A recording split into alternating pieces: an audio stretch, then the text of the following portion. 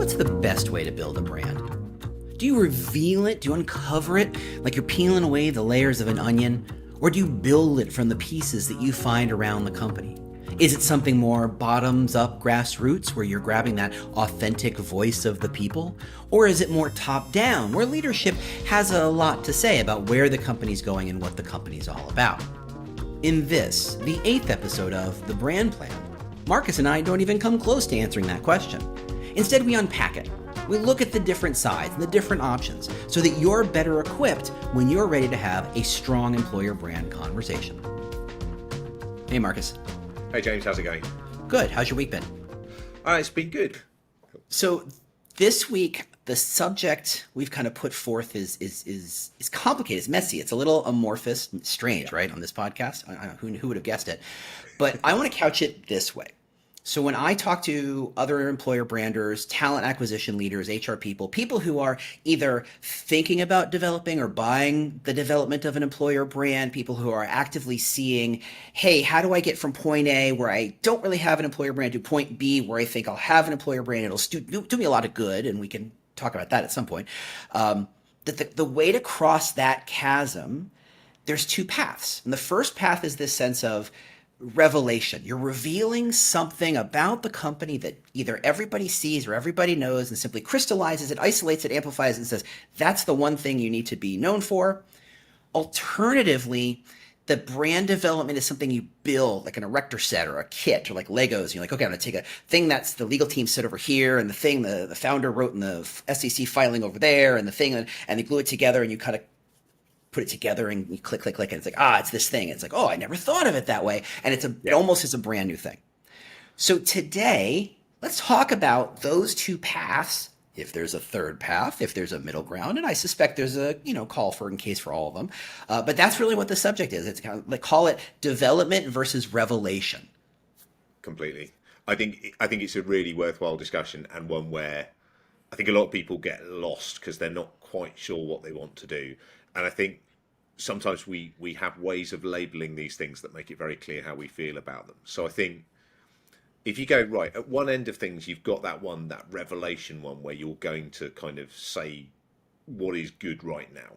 And I quite often refer to this as the crowdsourced EVP. This is the one where we're going to ask everyone, what do you like? And you're going to summarize that as best as you can. And the advantage of that is it feels quite bottom up. And when people feel good about this, they'll call this the bottom-up EVP because that's kind of what they're doing. They're crowdsourcing it. They're going, right, We're going to ask everyone what they think, and then we'll crystallise that. And there are lots of times when that's a good thing to do, but we'll get into some of the problems with it, I think, shortly. Yeah. The other one is where you go, right, we're not going to crowdsource it. We're going to declare a kind of a destination that is based on who we are as a business and say, that's a brilliant thing to be part of, isn't it? And you're going to sell it to people. And it's more like a political manifesto. This is the kind of employer we believe in being, and it's on purpose and it's deliberate. It's not the things that you happen to like. These are the things that we intended to be, and it's more a kind of thing from the organisation to employees and potential employees saying, this is what we've got on offer. And, again, the people who don't like that will often call that a top-down one, because they want to dismiss it and go, no, isn't bottom up much better? But actually, there are times when that is absolutely definitely the right thing to do, is to do that kind of declaration of, we're doing this. Do you want to be part of that? Yeah. And I think that's really the way to think of it is, are you doing the best of what there is right now and kind of trying to capture that? Or are you doing what you are trying to be and trying to capture that? And there are perfectly good reasons why you might go one way or perfectly good reasons why you might go the other way. I have done both types of EVPs and I've been very happy with both of them at that time for that client. I think what gets messy is if you're not sure which one you're doing, you'll probably end up doing neither. Yeah, and you end up kind of gluing two approaches together, and you feel like maybe it's a pincer movement. I'm doing top down and bottom up at the same time, and I'll meet in the middle, and you're like, does that work? Yeah. I'm sure it does work, but I feel like that's an opportunity there's more moving parts to go wrong. There's more opportunities for you to kind of make a misstep, and suddenly the whole thing falls apart. And to me, an employer branding project, initiative, whatever you want to call it, it is a delicate machine especially early on. One, nobody understands what the heck it is. Two, no one understands why it is or what it's supposed to be Yeah, doing. Three, it's almost always informed or paid by someone over there, whether it's a leader I don't ever talk to or an exec who decided to get they read an article and they decide it's a thing. It feels like it's a mess. And so getting the information you need to develop it and figuring out how to do so in a way that doesn't feel bothersome or irksome or onerous to people where they're like, what is this garbage why am I in this meeting? Like that to me is the biggest, the red completely. flag of if someone's having the thought of why am I in this meeting? I've made a funny turn and I need to kind of rethink my steps. And if you have both Completely. approaches, there's so many more ways to mess this up. But you get the same tension in other projects as well. You also get the same tension in a values project. Are we defining the values of what we do now? Are we defining the values of what we should be doing? You get the same thing in a competency framework project. Yeah. Are we defining the competencies that people are getting on for, or the ones that they should be getting on for? And there are all sorts of, people projects where you get this tension of, are we talking about the best of what's right now, or are we talking about where things should be? And whether that's an EVP project, a values project, a kind of behavior project, a culture project, you need to have that conversation about what does kind of good look like.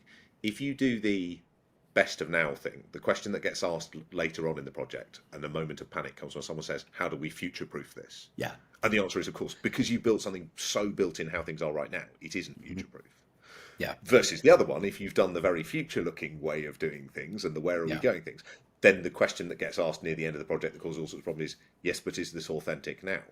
And Yeah. the answer is, of course, it isn't entirely, because it's about where we're going. It's not where things are right now. So there isn't a correct answer.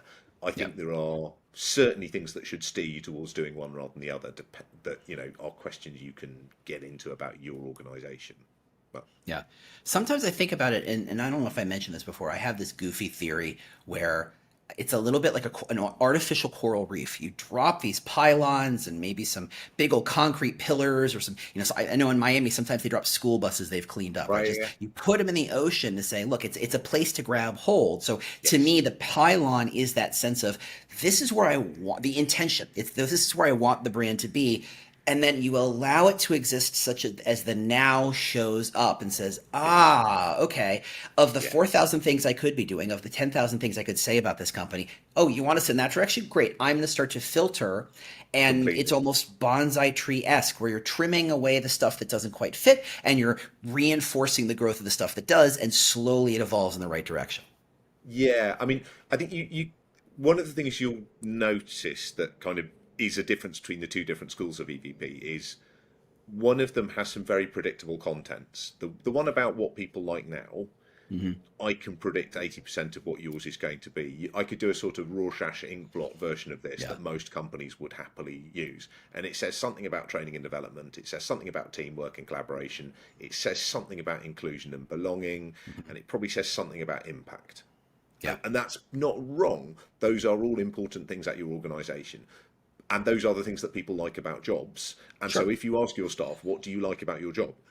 I often joke with clients, if you ask all of your people, if you do the really crowdsource thing and you say to everyone, what do you like about your job? I will eat my hat if the top answer is not, it's the people. It Because it always is. It's the 100%. answer that people give 100%. you when you say, what do you like about your job? Actually, even if that isn't true, even if actually what they really love about their job is their own kind of personal impact, because that sounds so massively egotistical to say Yeah. it. They won't say that. They'll say the thing that makes them sound nice, which is, oh, I love the people I work with. And because they want you to like them, even when Hmm. you're running a focus group, or even when it's a survey that Yeah. the person asking the question isn't even there in the room. People give the answer that they think they should give, or that reflects well on them. Yeah. And so they're all going to say it's the people. But Just of while we're course, doing that, yeah, yeah, while we, like, that, because I think I think we should do a whole episode on this idea. But since we're sitting here, yeah. I agree. That question of what do you like working here is just such a waste of time. What is your better replacement for that question? What's the thing you ask to get people beyond that? You need a comparative thing. So you need Uh, why should always, if there's an obvious competitors, why should someone work here rather than there? that's helpful. Is a much better question, Yeah. because they'll go, oh, actually, it's about this. Yeah. Because we've got people and they've got people. You can't say it's the people anymore. Or you might do. They might say, actually, it is the people. The people here behave completely differently to the people there because of X, Y, and Z. And so Yeah. you might then uncover a better answer that started with it's the people, but because you've now drawn a comparison point, they now have to sort of justify their answer a little bit better. So Yeah. it's a kind of better opening gambit. But even so, this is always the problem with the crowdsourced bottom-up approach, is that Hmm. this is a new idea for everyone taking part in that. So they're going to come up with a lot of cliches because they don't know that they're cliches, because they don't Yeah. do this all the time. Yeah. They And don't have they'll a frame think of that they're reference. giving, yeah, they'll think They've they're had giving you a three brilliant jobs answer. before. Yeah, they've had three jobs before. They don't know about the 20 million other businesses. They have no frame of reference. Exactly, exactly. Or, some of them, their frame of reference is so hilariously, bad. They might have had a terrible previous employer, in which case, there's like, what do I love about working here? Oh, I'm not being actually physically mistreated by my manager. Okay, Yeah. that's great, but you're not going to put it in the EVP model. And this is always the problem when you go the crowdsourced. The other thing you can get into problems with if you go the crowdsourced bottom up approach is they might say things that happen to be true, Hmm. but that aren't going to be true in the future. So they might go, "Oh, we love how decentralized this business is," and you go, "Oh dear," because I was talking to the Yeah. leadership and they were talking to me about the efficiency project that's coming Hmm. in Hmm. September. Oh dear, what everybody likes is definitely, if we get the business plan right, isn't going to be true anymore. Yeah. Or it can be something that's just fantastically incidental, like the catering's brilliant. And you go, "Okay, the catering's brilliant. Are we going to put that in the EVP?" You might do if there's nothing else to I. say. Actually, come and Yeah. work here. The catering's fantastic, but you're going to have a problem getting that through leadership. If you go to the leadership team and say, right, we've done a huge research project about why people want to work here, and the answer is the catering, the senior leadership are going to be very offended by that Hmm. answer, Hmm. and they might not sign it off, even if it's right. Even if it's right. And So, honestly, that's a good one yeah, because it's easy to ramp up. It's easy to amplify. It's easy to invest yep, in. It's easy to differentiate. Like on paper, it's got yep. legs. It works. But yeah, you're right. To the leadership, they're like, wait, I built a company for lunch? What the heck was this? I've done a fantastically successful contact center campaign in the past, where actually we knew our best selling point was that they had better car parking than any of the Yeah. competitors, right? And we knew it was definitely a massive sell, and we Yep. did lean on it quite hard as we could, but without making it the headline of the ad, because we didn't. You can't do an ad, massive ad campaign with a headline of "We've got free car parking," but we Yeah. knew it was a pretty big motivating factor for all sorts of reasons. Yeah. I mean, isn't that what a work from home campaign is? It's the lack of commute. Yeah, I mean, that's 90% of it right there. yeah, yeah. If you worked here, you'd be home already. It's that kind of Yeah. thing. So, yeah, I mean, I think the upside of it, though, the reason, I feel like I've done quite a lot of kicking of the bottom up. So let's talk about what's good about the bottom up Yeah. is getting that engagement and that involvement. And sometimes the answer is, what else have you been doing recently? And Yeah. have you engaged with the workforce on anything?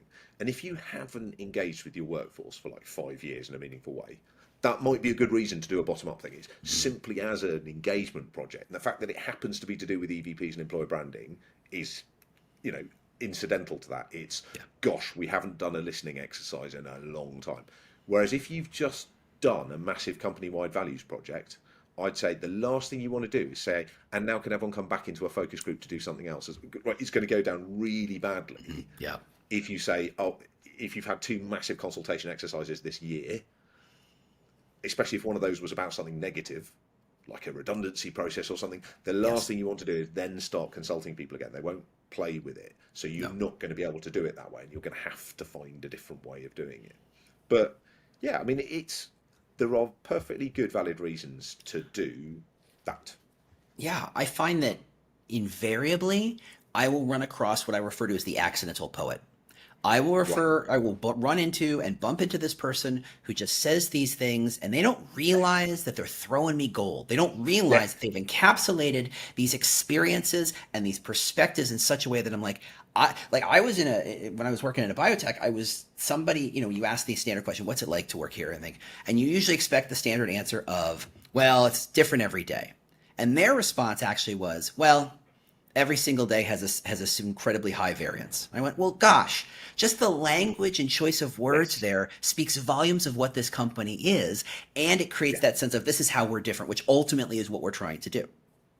But you can still achieve that with a kind of top down thing by doing some consultation with your model once you've got Yeah, one. So you can still go and get dig for that goal. And I yeah, agree, some of the best ones I think one of my favorite ones I've ever had is I was doing some work years ago with Johnson and Johnson, and we knew that they needed to say something about product quality. They, market leading products. We are we are one of the best at what we do in all sorts of fields. And I was in a focus group full of finance staff in their UK headquarters. Hmm. And we were talking about how we should phrase this thing because product quality sounds a bit boring. Yeah. And this accountant said, "Yeah, I mean, I do believe in our products. I remember I was delighted when I found out my grandma's knees were J&J." And I thought, wow, that is, actually, I am grateful that my company's components are inside my grandparents. That is an Yeah. absolutely golden quote End of on meeting. product quality. You're done. Well, Yeah. exactly. Yeah. Yeah. Thank you very much. Yeah. And this is why we also focus group finance and business services. They Yeah. they are opinions and have opinions and are people too. And have And amazing perspectives on this stuff that, most people are like, oh, I'm coding, or oh, I'm being a nurse, or I'm yeah, saving lives, or whatever that thing is.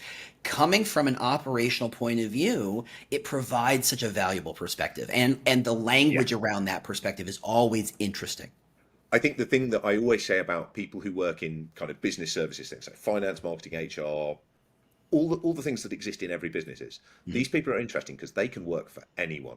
True. They can go and work in healthcare. They can go and work in an arms manufacturer. They can work at a candy company. They can work in anything at all. There are jobs for these people, and therefore, why they've come to work for you is very interesting. Yeah. Whereas the people who do what you do as a business had fewer choices. They were Yeah. already in your sector or somewhere close to it, so they have a But the, differently interesting thing.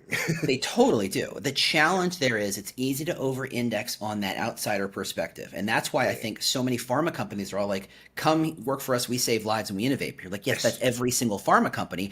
That's a reason why your legal team showed up, because it's like your absolutely, choice was sue other people or save lives. I feel really good about this choice. If you're talking to a completely. biochemist, their choice, no matter what they do, is save lives, assuming they don't go into arms manufacture in a particularly legal, illegal kind of way.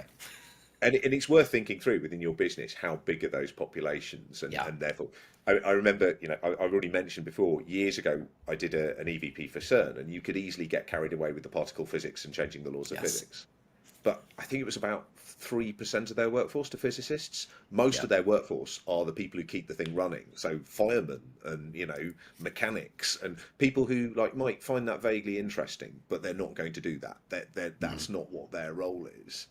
And so it's really important to kind of think through what do we do. And as you say, particularly any business that has a particularly benevolent kind of purpose, like healthcare and Yeah. pharmaceuticals and education, it's very easy to run the ad that all of your competitors could run.